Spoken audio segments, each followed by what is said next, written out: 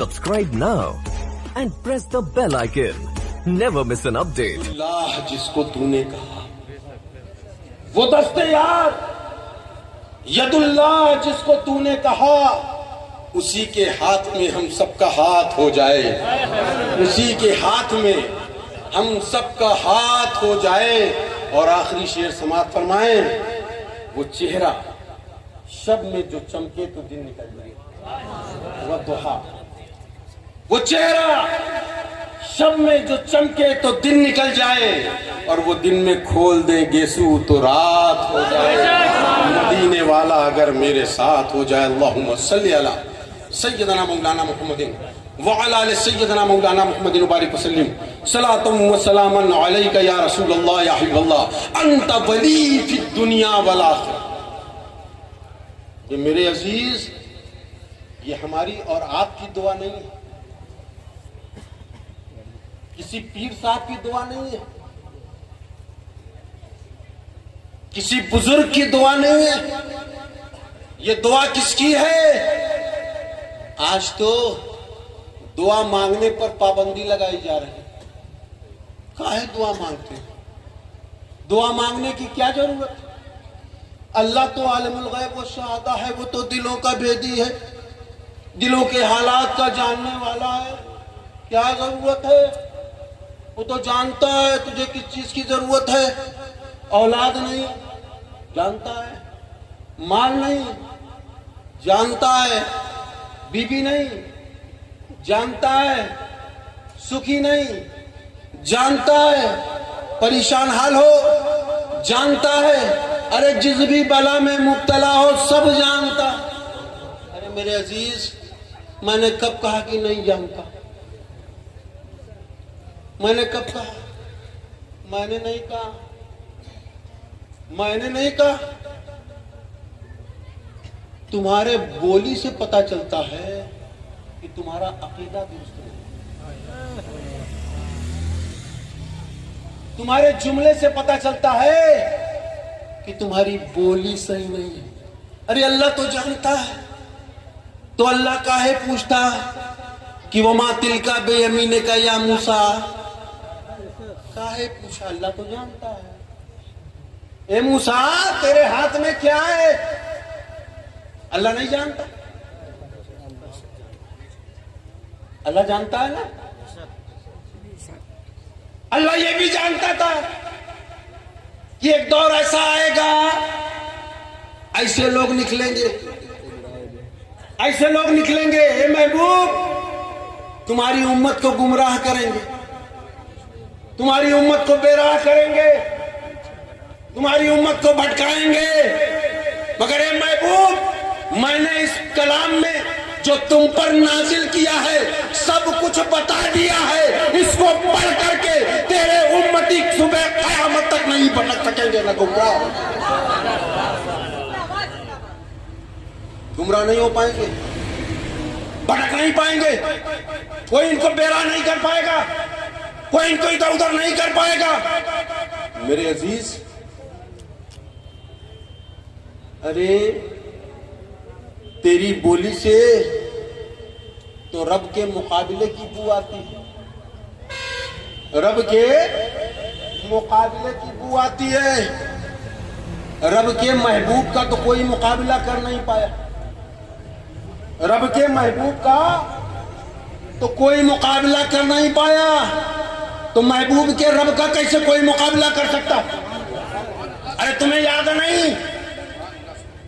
تمہیں پتہ نہیں؟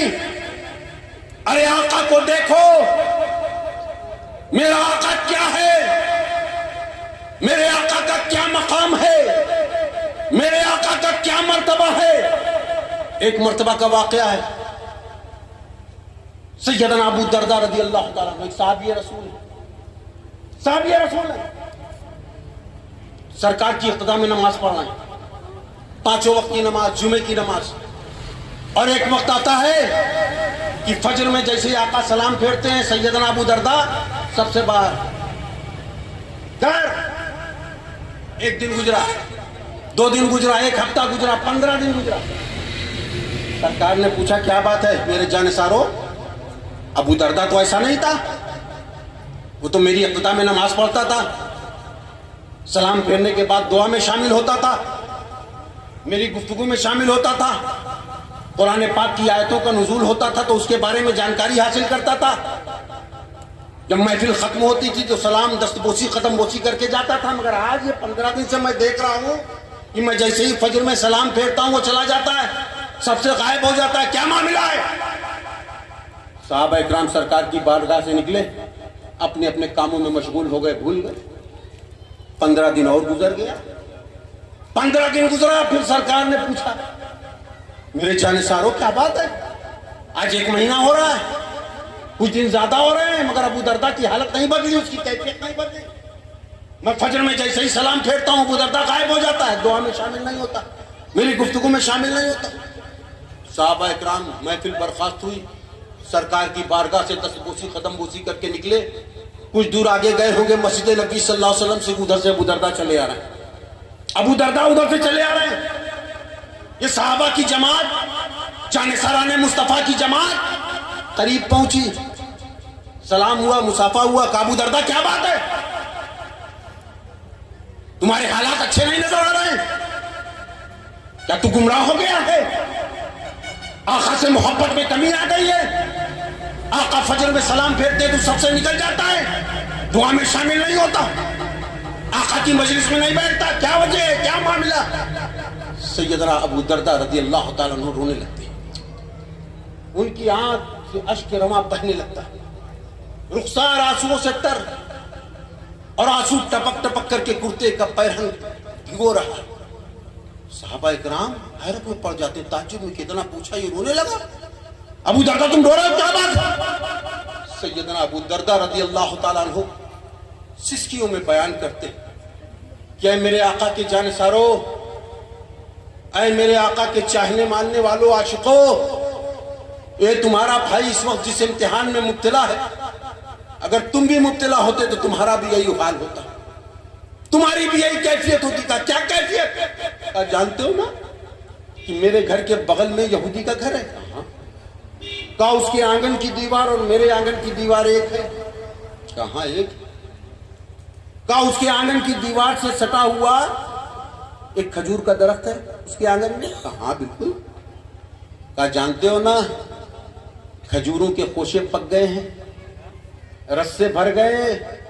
میرے ایمانی بھائیوں غور کرنا, اپنی حالتوں کو دیکھنا اور اس ایمانی واقعے کو یاد رکھنا, تاکہ کل سے ہماری بھی اگر یہ برائی ہو ہمارے اندر بھی یہ عادتیں ہوں تو اللہ تبارک و تعالیٰ اپنے محبوبین کے صدقے میں اس عادتوں سے ہمارے کنارہ کشی اختیار دور کر دے. سیدنا ابو دردہ رضی اللہ تعالیٰ عنہ فرماتے ہیں کہ رات میں جب باد سموم کے جھونکے چلتے ہیں, کھجوروں کی ٹہنیاں آپس میں ٹکراتی ہیں, وہ پکے ہوئے کھجور کے خوشوں سے بھی ٹکراتے ہیں تو کھجور گرتے ہیں. کچھ تو اس یہودی کے آنگن میں گرتے ہیں, کچھ میرے آنگن میں گرتے ہیں, کچھ میرے آنگن میں گرتے ہیں. میں اس خوف سے کہ میری بیوی جاگ نہ جائے, آنگن میں جائے اور اس یہودی کی گری ہوئی کھجوروں کو کھا لے, میرے بچے جاگ جائیں اور آنگن کا دروازہ کھول کر کے آنگن میں جائیں اور ان گری ہوئی کھجوروں کو کھا لیں, تو ان کے ایمان میں فرق ہو جائے گا, عشق مصطفیٰ میں فرق آ جائے گا.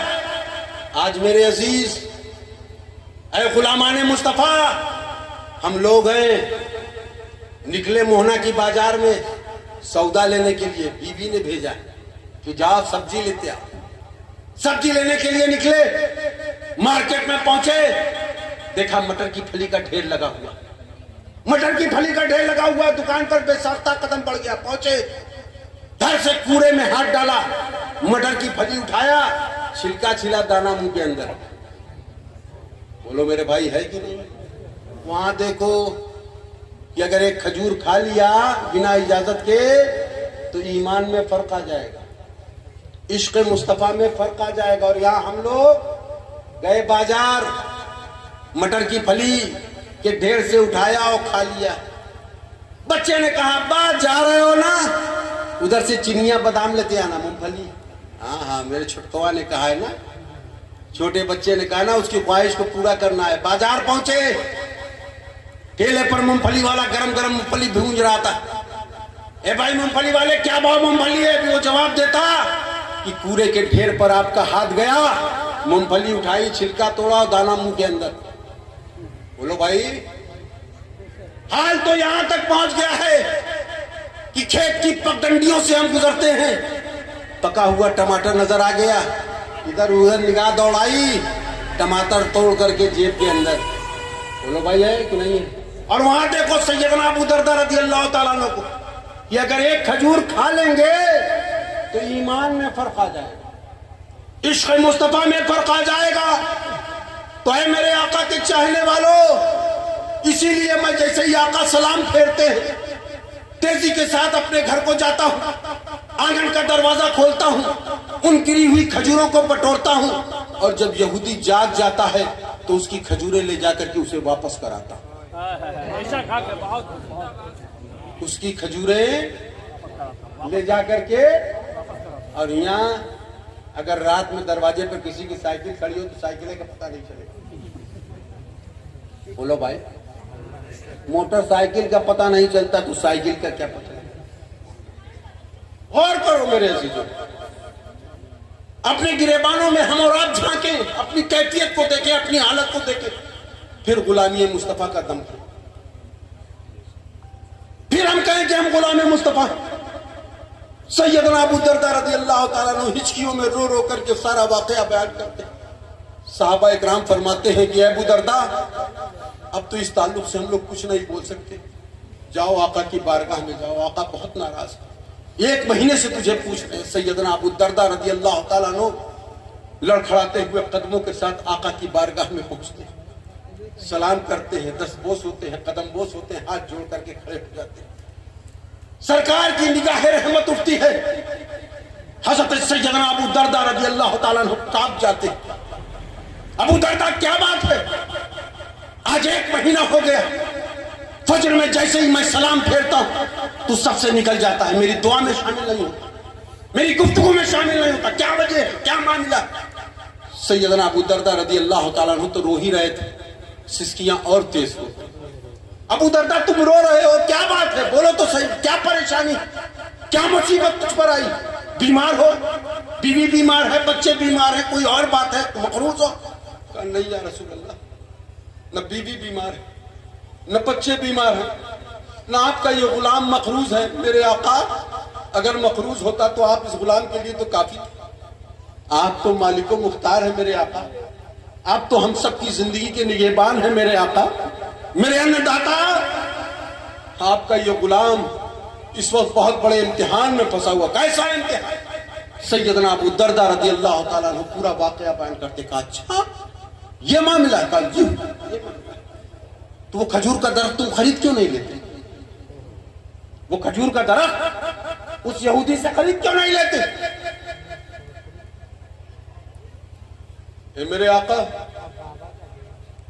جس کی حیثیت سے زیادہ بولی لگا دیا، انتہا یہ ہوئی کہ آپ کے اس غلام نے بغیر اجازت اپنے آپ کو اس کی غلامی میں پیش کر دیا۔ میری آقا کی بارگاہ سے مجھ کو دور مت کرو، ان کے ساتھ چند ساتھ مجھے بیٹھ لینے دو، میری نگاہیں ٹھنڈی ہو جائیں گی، میری روح آسودہ ہو جائے گی، مجھے میرے آقا کی بارگاہ سے دور مت کرو۔ وہ یہودی تیار نہیں ہوا، میرے آقا اکڑ گیا، کہا میں نہیں بیچنے والا، تو چاہے اپنی غلامی میں مجھے پیش کر دے مگر میں وہ درخت نہیں دینے والا۔ کہا اچھا ایسا بولا؟ ہاں ایسا بولا۔ کہا ابو دردہ چلو پھر میں چلتا ہوں، چلو پھر میں چلتا ہوں۔ بولو ایسا آقا کسی کو ملا ہے؟ ایسا مولا کسی کو ملا ہے؟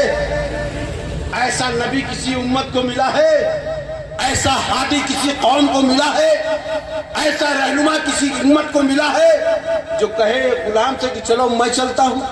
اب آقا آگے آگے، سیدنا ابو دردہ پیچھے پیچھے، باہر آڑ میں چھپ کر کے سارے صحابہ اکرام دیکھ رہے کہ بھی دیکھتے ہیں کہ سرکار کی بارگاہ سے کیا سزا ابو دردہ کو ملتی، ابو دردہ کے لیے کیا حکم ہوتا ہے۔ سرکار اپنی مسجد سے باہر آتے، آگے آگے سرکار چل رہے ہیں، پیچھے پیچھے ہاتھ باندھے ہوئے ابو دردہ چل رہے ہیں۔ صدیق کی نگاہ پڑتی ہے، فاروق کی نگاہ پڑتی ہے، عثمان کی نگاہ پڑتی ہے، علی کی نگاہ پڑتی ہے، صہیب کی نگاہ پڑتی ہے، بلال کی نگاہ پڑتی ہے، ابو دجانہ کی نگاہ پڑتی ہے، انس کی نگاہ پڑتی ہے، حضرت مالک کی نگاہ پڑتی ہے، کہتے ہیں سرکار آ رہے، سرکار آ رہے، پیچھے پیچھے ابو دردہ آ رہے، سرکار اس مجلس سے آگے نکلے، سب ابو دردہ کو گھیر لیا، کہا ابو دردہ کیا بات ہے؟ کہا سرکار چل رہے، خاموش رہو۔ ابو دردہ کیا بات ہے؟ سرکار چل رہے، خاموش رہو۔ ابو دردہ کہتے ہیں سنا نہیں، لا ترفعوا اصواتکم فوق صوت النبی، نبی کی آواز پہ اپنی آواز بلند مت کرو۔ سرکار چل رہے، سرکار چلتے چلتے ابو دردہ کے مکان پر آ کر کے ٹھہر جاتے ہیں۔ سرکار فرماتے ہیں ابو دردہ اس یہودی کو بلاؤ، اس یہودی کو بلاؤ۔ سیدنا ابو دردہ رضی اللہ تعالیٰ عنہ اس یہودی کے دروازے پر پہنچتے ہیں، دروازے کی کنڈی کھٹکھٹاتے ہیں، ایک مرتبہ کھٹکھٹائی، دو مرتبہ کھٹکھٹائی، تین مرتبہ کھٹکھٹائی، یہودی غصے میں آپے سے باہر ہو کر کے آنکھ ملتا ہوا آتا ہے، دروازہ کھولتا ہے اور سامنے ابو دردہ کو دیکھتا ہے تو بگڑ جاتا ہے۔ کیا ضرورت تھی مجھے جگانے کی؟ جیسے روزانہ میری کھجور جب میں جاگ جاتا تھا دیتے تھے ویسے دے دیتے، میری نیند خراب کر دیا، ایسا ہے تو ویسا ہے، تو محمدی ہو کر کے شرارت کرتا ہے، بدماشی کرتا ہے، معاذ اللہ جو منہ میں آیا بکنا شروع کر دیا۔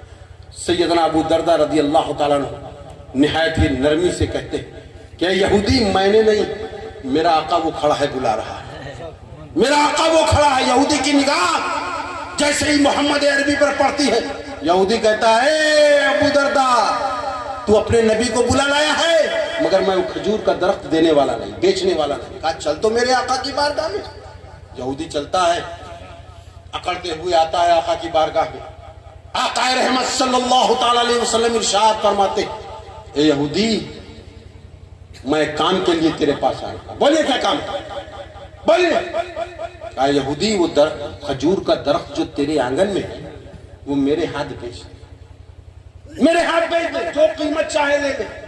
یہودی کہا نہیں میں بیچنے والا نہیں، بیچنا ہوتا تو ابو دردہ کے ہاتھ بیچ دیا ہوتا، میں نہیں بیچنے والا۔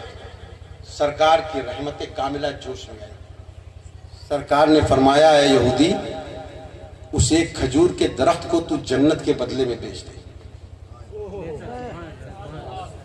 بولو بھائی، بولو بھائی، اس ایک کھجور کے درخت کو جنت کے بدلے، جنت کے بدلے۔ اسے سنا ہوگا شام کے علاقے کا واقعہ، ایک بیوہ سیدانی، ایک بیوہ سیدانی مجبور، لاچار، غریب، دو ننھے بچوں کو لے کر کے ان کی پرورش کر رہی تھی، بیمار پڑ گئی، جو کچھ جمع پونجی تھی سب ختم ہو گئی۔ کہا کہ اب کیا کیا جائے؟ کہا چلو کسی غلام مصطفیٰ کے پاس چلو اور اپنی نسبت کا حوالہ دو کہ میں اولاد رسول ہوں، میں تو بھوکی ہوں مگر میرے بچوں کا بھوکا رہنا گوارا نہ ہو، تو اے میرے آقا کے امتی میرے بچوں کی پرورش کے لیے کچھ دے دو، کوئی ٹھکانہ دے دو ان کو۔ وہ شام کے ایک سیٹھ کے پاس پہنچے، سیٹھ سے کہا اپنی بکتا بیان کی۔ سیٹھ نے کہا ایسے روزانہ کتنے مانگنے والے آیا کرتے، بھاگ آنا سے میرے دروازے سے حوالہ دیتے۔ وہ سیدانی نے اپنے دونوں بچوں کو اپنی باہوں میں سمیلا اور گئی، تیز دھوپ تپش میں چکر آنے لگا، ایک یہودی کی دیوار کی اوٹ لے کر کے بیٹھ گئی۔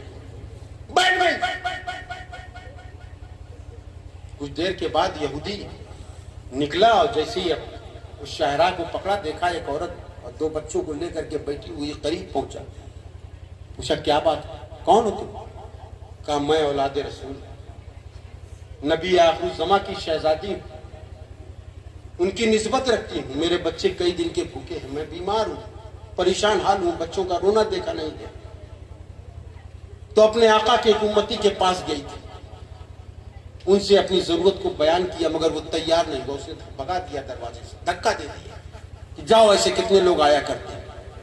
یہودی نے سنا اس کی مقدر کا ستارہ چمکنے والا تھا، مقدر کا ستارہ چمکنے والا تھا۔ کہا چلو میرے گھر چلو، بچوں کو لیا، اس سیدانی کو لیا اور لے کر کے اپنے گھر میں کہا نہا دھو لو، میں کھانے کا انتظام کرتا ہوں۔ کھانے پینے کا انتظام کیا، بچوں کو کھلایا، اس کی ماں کو دیا کھانے کے لیے، کھایا پیا، एक कमरा बताया कि देखो उसमें बिस्तरा लगा हुआ है, Subscribe now and press the bell icon.